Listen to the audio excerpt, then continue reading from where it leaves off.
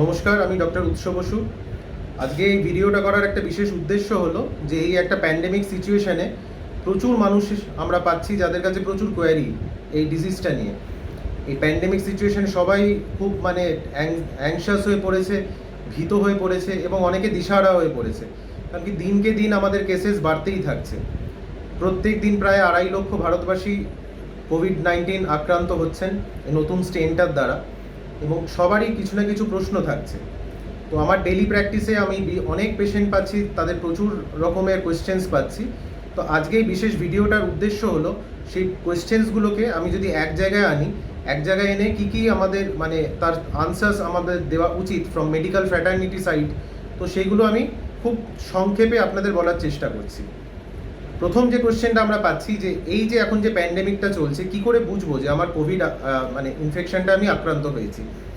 কোভিডের আগের যা সিমটমস ছিল, লাস্ট ইয়ার আমরা 2020-তে যে সিমটমসগুলো পেতাম, সেটা হচ্ছে ম্যাক্সিমাম পেতাম হচ্ছে রেসপিরেটরি সিমটমস, অথবা যারা একটু মাইল্ড কোভিডে ভুগতেন তাদের হালকা হয়তো জ্বর, গলা ব্যথা, কখনো গন্ধ চলে যাওয়া, স্বাদ চলে যাওয়া। কিন্তু এবার আমরা বিশেষ করে আমি আমার প্র্যাকটিসে যে কমন সিমটমসগুলো পাচ্ছি সেগুলোর মধ্যে সব থেকে বেশি পাচ্ছি সেটা হচ্ছে ট্রিমেন্ডাস হেডেক, মাথা ব্যথা। হ্যাঁ, এর সাথে যেগুলো পাচ্ছি সেটা হচ্ছে চোখ ব্যথা, কারুর ক্ষেত্রে চোখটা লাল হয়ে কনজাংটিভাইটিস হচ্ছে, কারুর জিভের স্বাদ চলে যাচ্ছে, জিভটা অনেকের ফ্যাকাশে হচ্ছে, মুখে হয়তো জাস্ট ছোট দুটো দানা বেরিয়েছে। এই আনকমন সিমটমসগুলো কিন্তু এবার খুব কমন। এছাড়া গন্ধ চলে যাওয়া যেমন ছিল গতবার, এবারও সেরকম রয়েছে। স্বাদ চলে যাওয়া, দুর্বলতা ভাব, হাই ফিভার, শুকনো কাশি, গলা ব্যথা, এবং অনেকের ক্ষেত্রে দেখা যাচ্ছে কোনো সিমটমস নেই, শুধু প্রচুর জল পিপাসা পাচ্ছে। এছাড়া গলাটা শুকনো লাগছে, অনেক সময় অনেকে কমপ্লেন করছে ডাক্তারবাবু মনে হচ্ছে গলার মধ্যে কিছু বিঁধছে, কাটা কাটা মতো লাগছে, বা গলাটা চুলকাচ্ছে। এরম টাইপের ড্রাইনেস, একটা ড্রাইনেসের কিন্তু একটা কমপ্লেন্স আমাদের কাছে আসছে। এছাড়া যেটা সাধারণ গা হাত পা ব্যথা, আর যেটা পাওয়া যাচ্ছে সেটা হচ্ছে প্রচুর আমাদের হাই গ্রেড ফিভারের সাথে লুজ টুল, পাতলা পটিও কিন্তু এই নিয়েও আমাদের পেশেন্টরা প্রেজেন্ট করছে। তাদের যখন আমরা আরটিপিসিআর টেস্ট করছি তখন তাদের পজিটিভ পাওয়া যাচ্ছে। এমন অনেক রুগী আমি পাচ্ছি যাদের মধ্যে কোনো সিমটমস নেই, শুধু দুর্বলতা। এছাড়া যেটা হচ্ছে গ্যাসের সমস্যা বা পেটে একটা অস্বস্তি ভাব। যেটা আমরা বুঝতে পারছি যে কোনো রকম অসুবিধে এখন যা সিনারিও, যে কোনো রকম প্রবলেম বা অসুবিধে যদি হয় তাহলে কিন্তু সবথেকে যেটা ইম্পর্টেন্ট ফার্স্ট কাজ হচ্ছে যে নিজেদের একটা কোভিড টেস্ট করে নেওয়া। এবার এই সিমটমসগুলো হলে আমাদের প্রথম কি কাজ, যে কোনো সিমটমস এই যা আমি বললাম, যেমন জ্বর, গলা ব্যথা, সর্দি কাশি, হাঁচি, বা পেটে ব্যথা বা পাতলা পটি, শ্বাস নিতে অসুবিধে, মাথা ধরা, চোখে দেখতে সমস্যা হচ্ছে বা চোখে লালচে ভাব, কনজাংটিভাইটিস ইত্যাদি যা সিমটমস, বা গন্ধ চলে যাওয়া, স্বাদ চলে যাওয়া, যাই হোক না কেন, প্রথম কাজ হচ্ছে নিজেকে আইসোলেট করা। আইসোলেট করলে সুবিধে যেটা হচ্ছে যে আমি আমার তরফ থেকে আর কাউকে আমি ডিজিজটা স্প্রেড করছি না, সেটা বাইরের লোকের থেকেও আলাদা করা, এবং আমার বাড়ির লোককেও আমি প্রোটেক্ট করতে পারছি। সেকেন্ড কাজ হচ্ছে আমার যে ডাক্তারবাবু অ্যাভেলেবেল, যিনি কোভিডের চিকিৎসা করছেন, বা আমাদের ফ্যামিলি ফিজিশিয়ান, তার পরামর্শ নেওয়া, এবং তারপরে তার পরামর্শ অনুযায়ী ইমিডিয়েট বেসিসে আরটিপিসিআর এর মাধ্যমে টেস্ট করে নেওয়া। এখন আমাদের বর্তমান যা পরিস্থিতি, তাতে হয়তো আরটিপিসিআর এর অনেকে আপনারা অ্যাপয়েন্টমেন্ট পাচ্ছেন না, বা হয়তো অনেক ক্ষেত্রে যেটা হচ্ছে যে রিপোর্ট আসতে দেরি হচ্ছে। তো সেক্ষেত্রে চিন্তা করবেন না, আপনি যখন আপনার এই সমস্যাগুলো ডেভেলপ করছে, আপনি ডাক্তারবাবুকে দেখাচ্ছেন, ডাক্তারবাবুরাই কিন্তু আপনাকে সেই মতো মেডিকেশনস দিয়ে দিচ্ছে যাতে আপনাদের এই কোভিড ডিজিজটা প্রোগ্রেস না করে। তাহলে সুবিধে যেটা হচ্ছে, সিভিয়ার ডিজিজটা কিন্তু অনেক ক্ষেত্রে আমরা কন্ট্রোল করে নিতে পারছি, কারণ কি আমরা প্রপার একটা মেডিকেল গাইডেন্সের আন্ডারে থাকছি প্রথম দিনের সিমটমস থেকে। মনে রাখবেন, প্রথম দিনের সিমটমসেই যদি ডাক্তারকে দেখানো যায়, তাহলে অনেক ক্ষেত্রে কিন্তু হাসপাতালে ভর্তি হওয়ার চান্সেসটা কমে যায়। এবং বিশেষত এটা তাদের জন্য বেশি গুরুত্বপূর্ণ যারা কোনো না কোনো কোমরবিডিটিতে ভুগছেন, যেমন ডায়াবেটিস বা হার্টের ডিজিজ, হাইপার টেনশন, বা কোনো ক্রনিক ডিজিজ, অস্টিওআর্থারাইটিস, বা যাদের বয়স হয়তো 60-এর ঊর্ধ্বে, বা লাংসের কোনো সমস্যা, সিওপিডি, অ্যাসমা, তাদের ক্ষেত্রে আমার উপদেশ হচ্ছে কোনো চান্স নেবেন না। সামান্যটুকু যদি কোনো অস্বস্তি শরীরে বোধ করেন, সেটা যে কোনো রকমের টাইপের সিমটমস যা আমি এতক্ষণ বললাম, তাহলে সঙ্গে সঙ্গে আপনার ডাক্তারবাবুর পরামর্শ নিন। টেস্ট যদি অ্যারেঞ্জ করতে পারেন সব থেকে ভালো। টেস্ট যদি অ্যারেঞ্জ করতে একটু সময়ও লাগে, আপনার ডাক্তারবাবুর পরামর্শ অনুযায়ী আপনি ওষুধপত্র খাওয়া শুরু করে দেবেন। এবং গুরুত্বপূর্ণ বিষয় হচ্ছে ডে 1 সিমটমস থেকে নিজেকে আইসোলেট করা, যাতে আপনার মাধ্যমে আপনার বাড়ির পরিবার পরিজনের মধ্যে ডিজিজটা আর না স্প্রেড করে। এবার ধরুন আপনারা টেস্ট করলেন, এবার টেস্ট করার পর সেটা পজিটিভ এলো। এবার পজিটিভে আসলে ফার্স্ট কী কাজ? প্রথম কাজ হচ্ছে ডোন্ট প্যানিক, কারণ কি অলরেডি আপনি ডাক্তারবাবুকে দেখিয়েছেন, তার পরামর্শ অনুযায়ী আপনি টেস্ট করেছেন। যা রিপোর্ট আসবে সঙ্গে সঙ্গে আপনি আপনার ডাক্তারবাবুর সঙ্গে কনসাল্ট করুন। কনসাল্ট করার পর তার অ্যাডভাইস অনুযায়ী আপনি নিজের ফলো আপগুলো করতে থাকুন এবং রেগুলার ডাক্তারবাবুর সঙ্গে ফোনের মাধ্যমে হোক, হোয়াটসঅ্যাপের মাধ্যমে হোক বা যে কোনো মাধ্যমে হোক ওনার সঙ্গে যোগাযোগে থাকুন। এটা কিন্তু খুব গুরুত্বপূর্ণ, ডাক্তারের সঙ্গে রোজ যোগাযোগে থাকা। এক্ষেত্রে যেটা করা যায় সেটা হচ্ছে আপনার ডিজিজ ম্যানেজমেন্ট করতে অনেকটা সুবিধা হয় আমাদের পক্ষে। তাহলে আমরা আর্লি ডেঞ্জার সাইন্সগুলো বুঝতে পারি এবং সেই মতো আপনাদের পরামর্শ দিয়ে সাহায্য করতে পারি। নেক্সট যেটা হচ্ছে, যে কোনো ডাক্তারবাবু যখনই কোভিড টেস্ট বা কোভিড পজিটিভ পাচ্ছেন, তারা বেশ কিছু আরও অন্যান্য টেস্টের আমরা অ্যাডভাইস করছি। তো এক্ষেত্রে একটা গাফিলতি কিন্তু পেশেন্টের সাইডে আমরা পাই যে অনেকেই ফলো আপ টেস্টগুলো করাচ্ছেন না। তো এটা না করালে যে অসুবিধে সেটা হচ্ছে কোভিডে আমাদের গত 1.5 বছরের অভিজ্ঞতা, সেটা দেখা যাচ্ছে কোভিড রোগীদের কিন্তু রক্তের ঘনত্বটা বেড়ে যাচ্ছে। অনেকের কিন্তু এমনও হচ্ছে স্যাচুরেশন খুব ভালো মেনটেন করতে করতে হঠাৎ ড্রাস্টিক্যালি ডিটোরিয়েট করছেন এবং রাতারাতি তাকে হাসপাতালে ভর্তি করা হচ্ছে এবং সেই পেশেন্টকে আমরা হয়তো হারিয়ে ফেলছি। তো সেইটা যাতে না হয়, সেরকম ইমার্জেন্সি যাতে সিচুয়েশন না অ্যারাইজ করে, সেই জন্য প্রপার গভর্নমেন্টের অ্যালোটেড কিছু আমাদের গাইডলাইন্স অনুযায়ী আমাদের কিছু টেস্ট করাতে হয় পেশেন্টের, এবং ম্যাক্সিমাম পেশেন্টরা সেই গাফিলতি করে সেই পরীক্ষাগুলো না করান না এবং ইমার্জেন্সি সিচুয়েশন কিন্তু তাদের জন্যই বেশি ডেভেলপ করে। তো বারবার বলছি, এই ফলো আপ টেস্টগুলো কিন্তু প্রচণ্ড গুরুত্বপূর্ণ এবং এটা কখনোই ভাববেন না যে এই টেস্টগুলো আননেসেসারি কোনো ডাক্তারবাবু লিখছেন। এখন আননেসেসারি টেস্ট বা নেসেসারি টেস্ট বিচার করার সময় নয়, এটা একটা প্যান্ডেমিক। এটা যেভাবে হোক আমাদের সকলকে আপনাদেরকে হেল্প করে আপনাদের বার করে আনতে হবে। কারণ কি, আজ আপনি ইনফেক্টেড হতে পারেন, কিন্তু আপনি যদি কিওর না হন, আপনার থেকে কোনো না কোনোভাবে কোনো না কোনো ডাক্তারবাবুও কিন্তু ইনফেক্টেড হতে পারে। তাই এখানে যে ডাক্তারবাবুরা যা ফলো আপ টেস্ট দিচ্ছে সবকটা জেনুইনভাবেই করতে হবে। এখানে কোনো রকম কোনো ডাক্তারবাবু কোনো অসৎ উদ্দেশ্যের জন্য টেস্ট দিচ্ছেন না। তাই নিজে ডাক্তারি না করে যেমন আপনার গাইডেন্সে আপনি ডাক্তারবাবুর আন্ডারে রয়েছেন তার পরামর্শ অনুযায়ী সব টেস্টগুলো করান এবং রিপোর্টসগুলো নিয়ে ডাক্তারবাবুর পরামর্শ নিন। তাহলে আপনার জীবনটাও যেরকম আমরা বাঁচাতে পারবো এবং আপনার থেকে আর কারোর যদি স্প্রেড হয় সেটাও আমরা কিন্তু আটকাতে পারবো। এবং এই জিনিসটা যদি আপনি অক্ষরে অক্ষরে পালন করেন তাহলে কিন্তু আপনার হসপিটালে যাওয়ার চান্সেস অনেক কমে যাবে। এমনিতে আমরা ভারতবর্ষে এমন একটা দেশে বাস করছি যেখানে আমাদের যতটা দরকার হসপিটাল বেড তার থেকে অনেক কম আমাদের হসপিটাল ফেসিলিটি।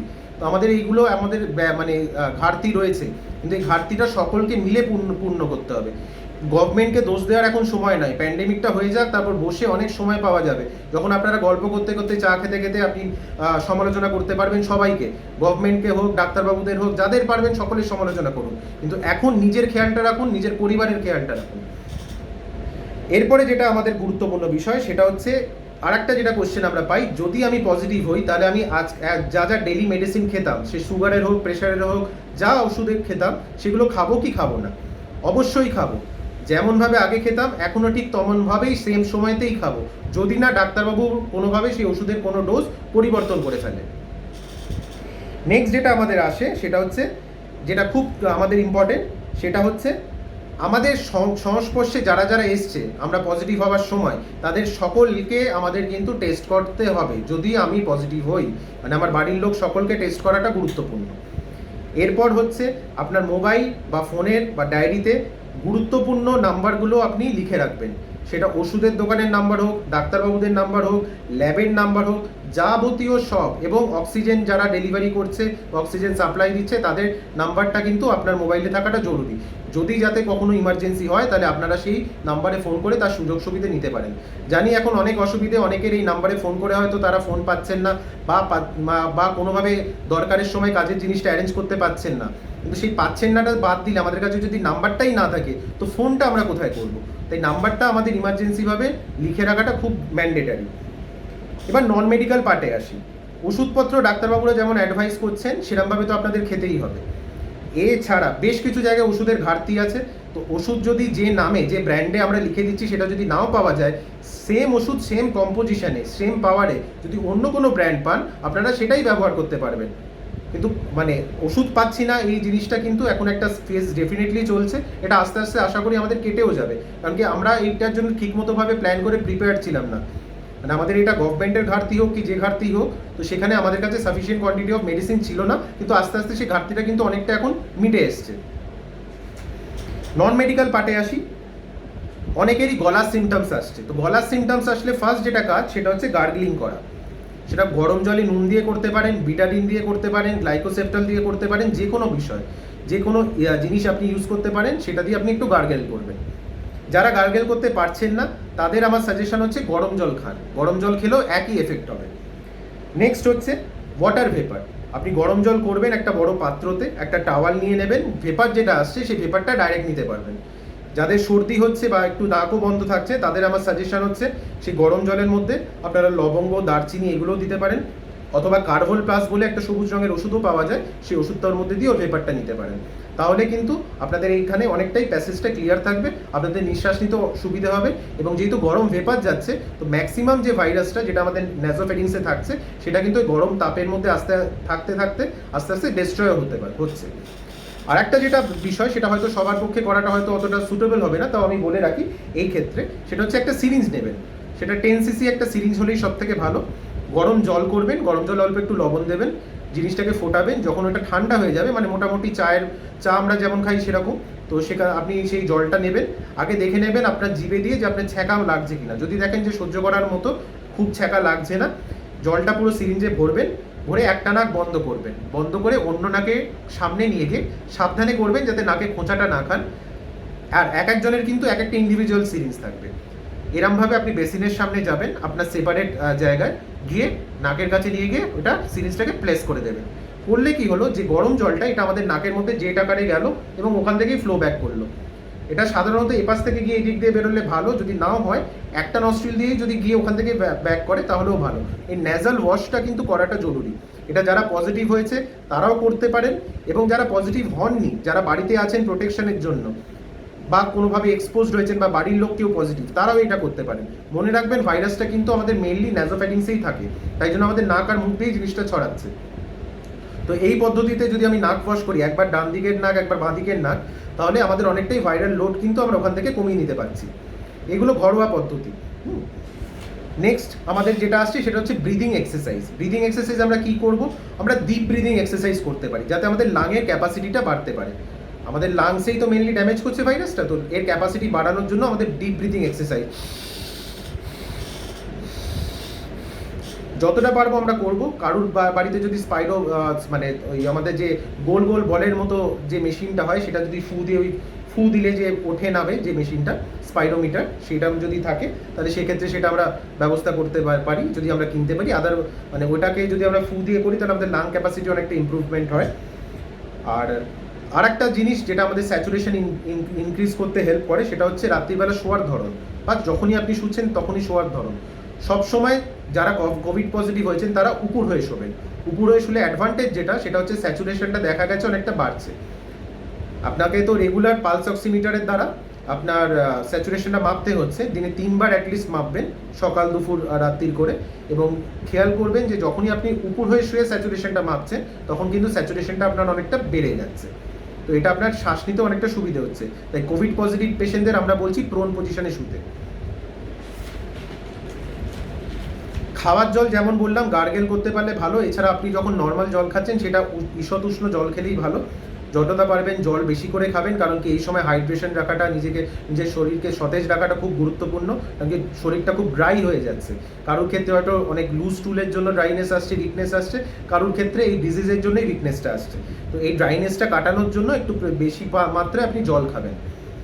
ওআরএস এর জল খাওয়াটা খুবই গুরুত্বপূর্ণ, কারণ কি শরীরে একটা ইলেকট্রোলাইজ ডিসব্যালেন্স হয়, তো সেটাকে ব্যালেন্সটাকে মোটামুটি মেনটেন করার জন্য ওআরএস জল খাওয়াটা জরুরি। মোটামুটি যদি কারোর ফ্লুইড রেস্ট্রিকশন না থাকে তাহলে 3 লিটার অবধি ওআরএস এর জল সেফলি খেতে পারেন। আচ্ছা, খাওয়া দাওয়ার মধ্যে প্রোটিন, ভিটামিনস জাতীয় খাবার বেশি খেতে হবে। ডাক্তারবাবুরা যা ভিটামিন ওষুধ দিয়েছেন সেটা তো খাবেন, এছাড়া বাড়তি হচ্ছে প্রোটিন ডায়েট খেতে হবে। তো সেটা আপনাদের যদি কেউ ডায়েটিশিয়ানের পরামর্শ নেন তো অবভিয়াসলি তাদের ডায়েটটা ফলো করবেন। গ্রসলি আমি বলে রাখি একটু গ্রিন লিফি ভেজিটেবলস, একটু ফ্রুটস বেশি করে, যেগুলো সাইট্রাস ফ্রুটস মানে পাতিলেবু জাতীয় এরকম ফলগুলো একটু বেশি খেতে হবে। তার মধ্যে ভিটামিন সি আছে, ভিটামিন সি আমাদের ইমিউনিটিটা বুস্ট আপ করে, মানে রোগ প্রতিরোধ ক্ষমতাটাকে একটু বাড়িয়ে দেয়। তাহলে সেক্ষেত্রে আমাদের কিন্তু এটা আমাদের ফাইট করতে অনেকটা হেল্প করবে। এবং যে কোনো রকমের আপনার মানে নিউট্রিশাস খাবারই জরুরি। ব্যালেন্স ডায়েট খান, খাবার রুচি অনেকেরই চলে যাবে, কিন্তু তা বলে আপনি খাওয়াটাকে বাদ দেবেন না, বিকজ খাওয়াটা খুবই গুরুত্বপূর্ণ, আদারওয়াইজ কিন্তু আপনি ফাইট করতে পারবেন না। ওআরএস, আপনাকে যেমন বললাম ওআরএস এর জলটা ডেফিনেটলি খেয়ে যান। আর কারুর যদি কোনো রকম ধূমপানের নেশা থাকে বা অন্য কোনো রকম টোব্যাকো ইনটেকের নেশা থাকে, সেটা এখন একদম টোটালি বন্ধ করতে হবে। কোনোভাবেই ধূমপান বা কোনো নেশা করা যাবে না। চান করার ব্যাপারে প্রত্যেক দিন আপনি চান করবেন গরম ঠান্ডা জল মিশিয়ে। প্রপার হাইজিন মেনটেন করাটা কিন্তু খুব গুরুত্বপূর্ণ। তো নিজের প্রপার হাইজিন মেনটেন করবেন, না হলে কিন্তু নিজেরই একটা আনইজি ফিলিং হবে। এবং চান করার সঙ্গে বা ভাত খাওয়ার সঙ্গে কিন্তু এই রোগের কোনো সম্পর্ক নেই, আপনারা সেফলি দুটোই করতে পারেন। নিজের রুমের ভেন্টিলেশনটা কিন্তু খুব ইম্পর্টেন্ট। এবার অনেকের ক্ষেত্রে হয়তো স্পেসের সমস্যা আছে, তো স্পেসের সমস্যা থাকলে একটা তো প্রবলেম, সেটা তখন সেফ হোমে যদি জায়গা পান ভালো, আদারওয়াইজ নিজের বাড়ির মধ্যেই কিন্তু এমনভাবে অ্যারেঞ্জমেন্টটা করতে হবে যাতে রুমের মধ্যে ভালো একটা ভেন্টিলেশন থাকে। ভেন্টিলেশন ভালো থাকলে দেখা গেছে যে বদ্ধ ঘরের মধ্যে কোভিড কিন্তু অনেক বেশি মাত্রায় ছড়ায়। ভালো যেখানে ভেন্টিলেশন ভালো সেরকম যদি রুম থাকে, সেখানে কিন্তু ডিজিজটা অতটা ছড়াতে পারে না। তাই জন্য ক্রস ভেন্টিলেশনটা ইম্পর্টেন্ট। যদি জানলা দরজা অপোজিট সাইডে থাকে সেটাকে খুলে রাখবেন। আর একই রুমে যদি 3-4 জন একসঙ্গে থাকেন, তাহলে আমার সাজেশন হচ্ছে এসি চালাবেন না। এসিতে কিন্তু সেখানে ইনফেকশনটা ছড়ানোর চান্সেস থাকে। যতই আপনারা 6 ফিট দূরত্বে বসেন, এসি রুমে যদি একসঙ্গে আপনারা 4-5 জন বসেন, তাহলে কিন্তু সেখানে ডিজিজটা সার্কুলেট হওয়ার চান্সেস থাকে। তো সেক্ষেত্রে যদি একটা রুমের মধ্যে আপনাদের 3 জন থাকতে হয়, তাহলে সেই সময় কিন্তু এসিটা চালানো সম্ভব নয়। এসি চালালে কিন্তু ইনফেকশনটা স্প্রেড করবে। অনেকেই দেখা যাচ্ছে যে কোভিড হয়েছে বলে তারা খুব মেন্টালি ডিপ্রেসড হয়ে পড়ছে, তারা রেগুলার তাদের অ্যাক্টিভিটি করতে পারছেন না, বাড়িতে 14 দিন আইসোলেশন হোম কোয়ারেন্টাইনে থাকতে হচ্ছে। তো সেক্ষেত্রে আমার সাজেশন হচ্ছে আপনারা যেটা আপনি করতে ভালোবাসেন বা ভালো লাগে সেরকম কাজকর্ম করুন, আপনার বাড়ির লোকের সঙ্গে সময় কাটান। এই কোভিড সিনারিও কিন্তু একটা দিকে সব নেগেটিভের মধ্যে একটা পজিটিভ, এইখানে আমাদের কাছে অনেকটা সময় এনে দিয়েছে যে আমরা আমাদের নিকট আত্মীয় বা বাড়ির লোকেদের সঙ্গে অনেক বেশি কমিউনিকেট করতে পারছি। আমাদের ক্ষেত্রে বিষয়টা আলাদা, আমরা আরও সময় পাচ্ছি না, কিন্তু আমি ডাক্তার বাদ দিয়ে বা হেলথ কেয়ার প্রফেশনালস বাদ দিয়ে অন্য মানুষদের কথা বলছি, তার অনেকটা বেশি সময় পাচ্ছে তাদের বাড়ির লোকেদের সঙ্গে সময় কাটানোর জন্য, যেটা হয়তো আমরা পাচ্ছি না। অনেকে আছে ডিউটি সারাদিন ধরে করে যাচ্ছেন, 24 ঘন্টা ডিউটি করার পরেই আবার পরের দিন ডিউটি করছেন। তো এরকম একটা প্যান্ডেমিকে আমাদের প্রফেশনালসদের এটা করতে হচ্ছে, কিন্তু আপনারা যারা নন মেডিকেল পার্সন তারা এটার অ্যাডভান্টেজ নিন। যে সময়গুলো ভালো টাইম কাটাতে পারেননি আপনাদের লাভড ওয়ান্সদের সঙ্গে, সেগুলো কাটান। সেগুলো এখন যে সময়টা পাচ্ছেন, এটা কিন্তু ভবিষ্যতে প্যান্ডেমিকের পরে পাবেন না। তাই এই সময়টা কিন্তু খুব গুরুত্বপূর্ণ। এতে আপনার নিজেরও মুড এলিভেটেড হবে এবং আপনিও ডিপ্রেসড হওয়া থেকে অনেকটা নিজেকে বাঁচাতে পারবেন। তাই এই জিনিসটাকে ইউটিলাইজ করুন। ডিপ্রেশনের কোনো কারণ নেই। কোভিডে সবাই যে খারাপের দিকে যাচ্ছে এরকমও নয়, এখন কিন্তু ম্যাক্সিমাম রুগীরা বাড়িতে থেকেই সুস্থ হয়ে যাচ্ছে। তাই হতাশায় ভোগার কোনো কারণ নেই। 14 ডেজ পর আপনি প্রপার প্রোটেকশন নিয়ে সেফলি বাইরে যেতে পারবেন, যদি যা যা আপনাকে মেডিকেলি বলা হচ্ছে সেগুলো অক্ষরে অক্ষরে পালন করেন। এবার যে কোশ্চেন্সগুলো এসেছিল সেগুলো হচ্ছে প্রোটেকশন ফর কেয়ার গিভার্স। যারা রুগী তাদেরকে যারা সাহায্য করছে বাড়ির লোকেরা, তারা কি করবেন? তারা যখন খাওয়া দাওয়া দিতে যাবেন বা যে কোনো কারণে আপনি রুগীর কাছে যাচ্ছেন, আপনি মাস্ক ডেফিনেটলি ব্যবহার করবেন। মাথায় যদি একটা হেড কভার পরতে পারেন সেটা ভালো।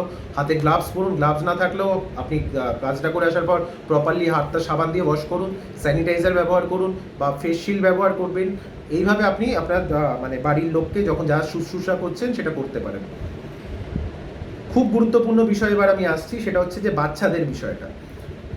আগের বার কোভিডে আমরা কিন্তু বাচ্চা পেশেন্ট পাইনি, এবার কিন্তু সেটা ব্যতিক্রম। এবার কিন্তু বাচ্চারাও আমরা পাচ্ছি এবং একদিক দিয়ে কিন্তু অনেক ক্ষেত্রে বাচ্চারাও কিন্তু সুপার স্প্রেডার হচ্ছে, কারণ কি বাচ্চারা শ্বাসকষ্টটা বলতে পারে না। তো বাচ্চাদেরকে আমাদের কি আইডেন্টিফাই করতে হবে? তো ডেঞ্জার সাইন কিছু আমি বলছি, এছাড়া প্রচুর সাইন থাকে, কিন্তু ডেঞ্জার সাইন সেগুলো ভালো করে আপনাদের বুঝে নিতে হবে। বাচ্চাদের ডেঞ্জার সাইন আমরা তখন বুঝবো, বাচ্চার যদি অস্বাভাবিক প্রচুর জ্বর হয় বা বাচ্চা ঝিমিয়ে পড়েছে বা খুব দ্রুত গতিতে শ্বাস নিচ্ছে, তার হয়তো আঙুলের নখগুলো নীলচে হয়ে গেছে।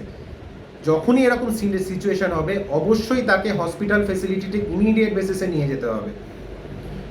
ঠোঁট যদি নীল হয়ে যায় সেই বাচ্চা কিন্তু খুব সিভিয়ার। তো তাকে যত দ্রুত গতি সম্ভব তত তাড়াতাড়ি কোনো একটা ক্রিটিক্যাল কেয়ারে তাকে শিফট করতে হবে। বাচ্চা যদি ঝিমিয়ে পড়ে, বাচ্চার যদি জ্বর আসে বা বাচ্চার যদি কাশি হয়, তারও কিন্তু RT-PCR টেস্ট করাটা ম্যান্ডেটারি।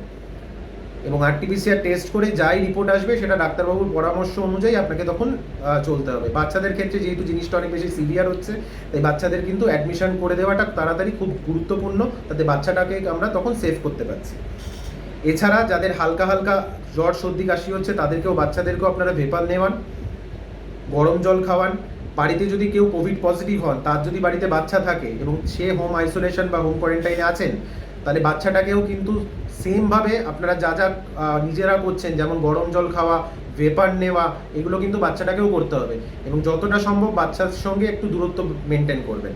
আর যাদের পজিটিভ নয়, তারা যারা বাইরে কাজ করতে বেরোচ্ছেন, তারা বাড়ি যখন ফিরছেন আগে নিজেকে পরিষ্কার করে আগে স্যানিটাইজ করুন, জামা কাপড়গুলো খুলে রাখুন, চান করুন, তারপর বাচ্চার কাছে যান।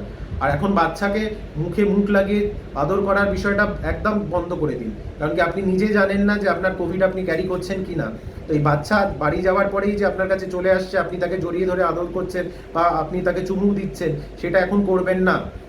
কারণ কি সেখান থেকে হতে পারে আপনি হয়তো অ্যাসিমটোম্যাটিক ক্যারিয়ার, আপনার সিমটমস আসেনি বলে আপনি পরীক্ষা করেননি, তো আপনার থেকে হয়তো বাচ্চার মধ্যে আপনি ছড়িয়ে দিচ্ছেন। তাই এই জিনিসটা একটু মেনটেন করে চলুন। আর ডেঞ্জার সাইনগুলো আইডেন্টিফাই করবেন এবং যে মুহূর্তে কোনো রকম অ্যাবনর্মালিটি বাচ্চার মধ্যে দেখবেন, সঙ্গে সঙ্গে আপনাদের যে পেডিয়াট্রিশিয়ান ডাক্তারবাবু তার সঙ্গে আপনি যোগাযোগ করবেন। Last but not the least, মানে আমি এখন শেষের দিকে আমার বক্তব্যে চলে এসেছি, সেটা হচ্ছে 14 দিন হয়ে গেলে অনেকেই কি করে, ডাক্তারবাবুদের ফলো আপটা বন্ধ করে দেয়। সেটা করবেন না। প্রচুর পেশেন্ট আমরা পাচ্ছি, তারা আগে কোভিড হয়েছে, তারপরে কোনোভাবে একটা হার্টের সমস্যা বা অস্বাভাবিক সুগার বেড়ে গেছে বা শ্বাসকষ্ট সমস্যা, এই নিয়ে আমাদের কাছে আসছে। তাই ফলো আপটা কিন্তু খুব গুরুত্বপূর্ণ। যে ডাক্তারবাবুর আন্ডারেই আপনার কোভিড চিকিৎসা চলুক না কেন, সেই ডাক্তারবাবু আপনাকে একটা প্রপার ফলো আপ প্ল্যান করে দেবে আগামী 1 বছরের জন্য। এই 1 বছর সেই প্ল্যান অনুযায়ী আপনারা ডাক্তারবাবুদের ফলো আপটা করুন। করলে যেটা সুবিধে, আপনাদের কোনো রকম ইমার্জেন্সি ডেভেলপমেন্ট হবে না, কোনো ইমার্জেন্সি সিচুয়েশান অ্যারাইজ করবে না, যদি রেগুলার ডাক্তারের পরামর্শ অনুযায়ী আপনি ফলো আপ করেন এবং তার পরামর্শটাকে আপনারা মেনে চলেন। 14 দিন পরে আপনারা যখন বাইরে বেরোচ্ছেন, এটা কখনোই ধারণায় আনবেন না যে আপনার একবার কোভিড হয়ে গেছে বলে আর দ্বিতীয়বার হবে না। মনে রাখবেন, কোভিড ভাইরাসটা কিন্তু বারবার মিউটেট করছে, তো নতুন ফর্মের আবার ভাইরাস আসতে পারে। এরকম পেশেন্ট আমরা অনেক পাচ্ছি যাদের গত বছর কোভিড হয়েছে, এবছর আবার কোভিড হচ্ছে। এরকমও পাচ্ছি যারা হয়তো 1টা ডোজ কি 2টো ডোজ ভ্যাকসিন নিয়েছে, তাদের এবার কোভিড হয়েছে। তাই তাদের হয়তো মাত্রাটা কম হচ্ছে, বাট হচ্ছে। তার মানে এই নয় যে ভ্যাকসিন নেবেন না। ভ্যাকসিনের বিষয়টা আমি ছোট করে লাস্টে বলছি। তো বাইরে যখনই আপনি 14 দিনের পর বেরোচ্ছেন, যা যা প্রোটেকশন আপনি কোভিড হওয়ার আগে নিতেন, সেম প্রোটেকশন আপনি নেবেন। এমন ভাবার কোনো কারণ নেই যে আমি এত প্রোটেকশন আগে নিয়েছি তাও আমার কোভিড হয়েছে, এখন প্রোটেকশন নেব না। এই ধারণাটা কিন্তু আনবেন না। কারণ কি, কোনো না কোনোভাবে আপনার হয়তো আপনার নিজের থেকে না হোক অন্য কারোর থেকে কোভিড এসে গেছে, বাড়ির লোকের থেকেও আসতে পারে। তার মানে এই নয় যে আপনার প্রোটেকশনে কোনো রকম ঘাটতি ছিল। যে কোনো প্রোটেক্টিভ ইকুইপমেন্টস আমাদের কিন্তু পড়াটা খুবই জরুরি। বারবার আমি বলছি, 14 দিনের পর বাইরে যখন যাবেন, একটা মাস্ক ডেফিনেটলি পরতে হবে। মাস্ক কিন্তু থুতনিতে বা এরকম ঝোলার জন্য নয়, নাক আর মুখটাকে প্রপারলি ঢেকে মাস্ক পরতে হবে। মাস্কের বাইরের দিকে কখনোই হাত দেবেন না। মাস্কের সঙ্গে আরও ভালো যেটা হয় সেটা হচ্ছে আপনি ফেস শিল্ড ব্যবহার করা। এছাড়া বাইরে একটা ছোট স্যানিটাইজার ক্যারি করতে পারেন, কিছুই যদি না হয় ছোট সাবানের টুকরো রাখতে পারেন, বা বাড়ি এসে প্রপারলি হাত ধুয়ে নিতে পারেন। এখন আপাতত বাইরে আপনারা মাস্ক না দিয়ে কিছু খেতে যাবেন না, কারণ কি সেখানে ইনফেকশন হওয়ার চান্সেসটা বেশি হয়। এবং মাস্ক বা এই জিনিস, প্রোটেক্টিভ জিনিসগুলো ডিসপোজেবল ইউজ করাটাই বেটার। কারণ কি, ডিসপোজেবল ইউজ যদি না করেন, যদি এমন একটা মাস্ক নিলেন যেটা রোজ ধুয়ে ধুয়ে আপনি পরছেন, সেখানে অনেক ক্ষেত্রে ইনফেকশনের চান্সেসটা কিন্তু থেকে যায়। তাই ডিসপোজেবল মাস্ক ইউজ করাটাই কিন্তু আমার সাজেশন। ভ্যাকসিনের বিষয়ে আসি, প্রত্যেককেই ভ্যাকসিন নিতে হবে। ভ্যাকসিনের কন্ট্রাইন্ডিকেশনস কিছু কিছু আছে, সেই ভ্যাকসিনের কন্ট্রাইন্ডিকেশনের মধ্যে যারা পড়ছেন না, যেমন ভ্যাকসিনের মেজর কন্ট্রাইন্ডিকেশন হচ্ছে, যেহেতু ভ্যাকসিন ট্রায়ালটা কোনো রকম প্রেগনেন্ট মহিলা বা ল্যাকটেটিং মহিলার উপর হয়নি, তাই এই দুই শ্রেণীর মানুষরা নিতে পারবেন না এখন ভ্যাকসিন। এছাড়া মোটামুটি সবাই ভ্যাকসিন নিতে পারবেন। কারুর যদি প্রিভিয়াস কোনো ভ্যাকসিনে অ্যালার্জি হয়ে গিয়ে থাকে, তাহলে এই ভ্যাকসিনটার ক্ষেত্রে তাকে না নেওয়াই বেটার, বিকজ এই ভ্যাকসিনটা নিলেও কিন্তু তার অ্যালার্জিক রিয়াকশন হতে পারে যদি আগে কোনো ভ্যাকসিনে অ্যালার্জি হয়ে গিয়ে থাকে। না হলে ভ্যাকসিনটা সেফ। যাদের হার্টের রোগ আছে, যাদের সুগারের রোগ আছে, তারা সকলেই ভ্যাকসিন নিতে পারেন। বাইপাস সার্জারি হয়েছে তারাও ভ্যাকসিন নিতে পারেন। যারা রক্ত পাতলার ওষুধ খাচ্ছেন তাদের জন্য একটা কনফিউশন আছে ভ্যাকসিন নেবো কি নেবো না। ভ্যাকসিনের সঙ্গে রক্ত পাতলা ওষুধ খাওয়ার কিন্তু কোনো সম্পর্ক নেই। সমস্যাটা কি, ভ্যাকসিনটা আমরা আইএম দিচ্ছি, ইঞ্জেকশনটা আমরা মাসেলে দিচ্ছি। এই যে ইঞ্জেকশন প্রিক করছি, এবার রক্ত পাতলা হওয়ার ওষুধ যারা খাচ্ছেন তাদের ক্ষেত্রে এখান থেকে একটা সমস্যা ক্রিয়েট হতে পারে। কিন্তু সেটা যদি প্রপার মেডিকেল কেয়ার নেওয়া হয় ভ্যাকসিন নেওয়ার সময়, তাহলে কিন্তু এটা কোনো রকম সমস্যা ক্রিয়েট করবে না, তারা সেফলি ভ্যাকসিন নিতে পারবেন। একটুখানি মানে কেয়ারফুলি ভ্যাকসিনটাকে তাকে ডেলিভারি করতে হবে, এবং ভ্যাকসিন নেওয়ার পর আধ ঘন্টা ওখানে ওয়েট করবেন। কোনো রকম যদি ইমার্জেন্সি ওখানে ডেভেলপমেন্ট হয়, তাহলে ওখানে সঙ্গে সঙ্গে ডাক্তারবাবুরা রয়েছেন, হেলথ স্টাফরা রয়েছেন, সেটা তারা ট্যাকেল করে নিতে পারবেন। কিন্তু ভ্যাকসিন সকলের জন্যই সেফ। ভ্যাকসিনটা নিলে আপনার ডিজিজ হবে না সেরকম নয়, বাট ডিজিজটা যদি বাই এনি চান্স আপনার মধ্যে আসে, তাহলে সেটা কিন্তু অল্প মাত্রায় থাকবে, আপনারা ইজিলি সেটাকে ফাইট করে নিতে পারবেন। আর যারা হয়তো কোনো একটা অন্য ভ্যাকসিন, টিটেনাস বা কোনো ডগ বাইটের ভ্যাকসিন নিয়েছেন এআরভি, তারা মোটামুটি 14 ডেজ গ্যাপের পর আপনি এই ভ্যাকসিনটা নিতে পারেন। কোভিড ভ্যাকসিন যেটা রয়েছে সেটা কোভিশিল্ড বা কোভ্যাক্সিন, যেটা অ্যাভেলেবেল, যেটা আপনার জন্য, সেটা আপনি নিতে পারেন। দুটোই ইকুয়ালি এফেক্টিভ। আর যারা কোভিড থেকে উঠছেন, তাদের যখন যে দিন থেকে মানে রিপোর্টটা পজিটিভ এসছে, সেই দিন থেকে কাউন্ট করে 1 মাস, মোটামুটি 28 দিনের মধ্যে ভ্যাকসিনেশন আপনি নিতে পারবেন না। 28 দিন অতিক্রম হয়ে গেলেই আপনারা কিন্তু ভ্যাকসিন নেওয়ার জন্য এলিজেবল। তাই আশা করব সকলেরকে এই আমার এই উপদেশগুলো হয়তো একটু কাজে লাগবে। চেষ্টা করুন যে নিজেকে সুস্থ রাখার, নিজেকে রিউমার্সের থেকে বাইরে রাখা। বারবার বলছি, রিউমার্সেও কিন্তু আপনারা কান দেবেন না। WHO যা বলছে বা ICMR যা বলছে, সেই তথ্যগুলোর ওপরেই ভিত্তি করে চলুন। কোনো রকম সোশ্যাল মিডিয়াতে কী ফরওয়ার্ড হচ্ছে সেই নিয়ে অযথা আতঙ্কিত হবেন না, এবং সেই ফেক নিউজগুলো স্প্রেড করবেন না। যদি কনফিউশন থাকে, আপনাদের ডাক্তারবাবুর সঙ্গে কথাবার্তা বলুন। নিজেরা ভালো থাকুন, নিজেরা সেফ থাকুন, এবং বাড়ির লোককেও প্রোটেক্ট করে রাখুন। আমরা খুব শিগগিরই এই প্যান্ডেমিকটা অতিক্রম করে যাব। আমরা সকলে যদি একসাথে ফাইট করতে পারি, চিন্তা করার কোনো কারণ নেই। আমরা আস্তে আস্তে কিন্তু নিজেরাই সব এখান থেকে বেরিয়ে চলে আসতে পারবো। নিজেরা, আবার বলছি, খুব সেফলি থাকুন এবং কোনোভাবে ডিপ্রেসড হবেন না। আমরা খুব তাড়াতাড়ি কিন্তু আবার আমরা স্বাভাবিক জীবনে ফেরত চলে আসবো। যদি কারোর কোনো কোয়েরি থাকে, তাহলে আমাকে আপনারা মেসেজ করতে পারেন আমার নিচে মেসেজে, অথবা আমাকে আমার মেসেঞ্জারেও মেসেজ করতে পারেন। নিচে ফোন নাম্বার শো রয়েছে, ওখানেও যোগাযোগ করতে পারেন। আমি সর্বদা হেল্পে আছি। আমি বা আমার স্টাফেরা এখন 24/7 তারা কাজে রয়েছে। যার যাবতীয় যাই কোশ্চেন থাক আপনারা এখানে করবেন। আমরা যতটা তাড়াতাড়ি সম্ভব, সেটা ভিডিও আকারে হোক বা মেসেজ আকারে হোক, আপনাদের প্রশ্নের উত্তর দেওয়ার চেষ্টা করব। নমস্কার।